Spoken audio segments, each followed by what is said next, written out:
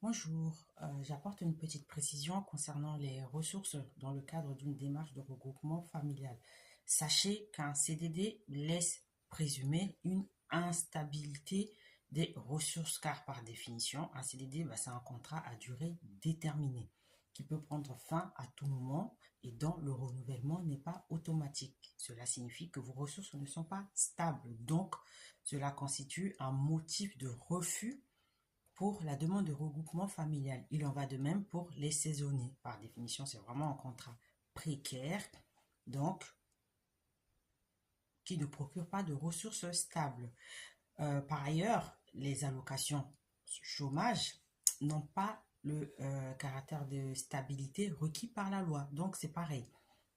Si vous êtes en CDD, vous êtes travailleur saisonnier et que vous bénéficiez des allocations chômage, vous ne pouvez pas faire une demande de regroupement familial. Donc concrètement, votre demande ne sera pas accordée. Elle ne va pas aboutir. Le préfet va refuser cette demande-là. En revanche, si l'étranger fait toujours partie de l'effectif de l'entreprise et qu'il est juste, par exemple, en arrêt maladie, cela ne peut pas être un motif de refus de regroupement familial parce que, par définition, il continue à percevoir son salaire et qu'il est toujours considéré comme un salarié de l'entreprise. Donc, avant de faire vos demandes de regroupement familial, pensez bien à checker tous les critères et pensez bien à y correspondre. Si vous voyez qu'au niveau du logement, au niveau des ressources, au niveau de la stabilité du séjour,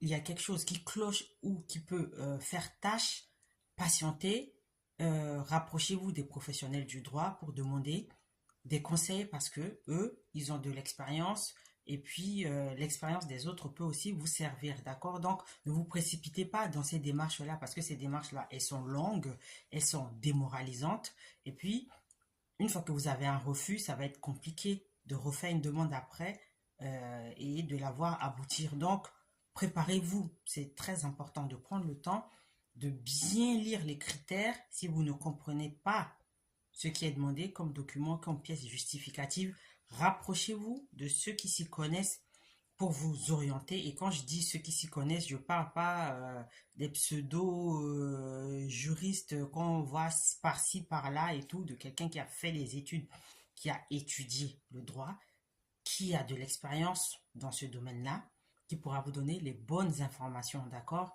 Et ensuite, posez-vous tranquillement pour faire votre démarche. Il vaut mieux prendre le temps, 2 ans, 3 ans, de trouver un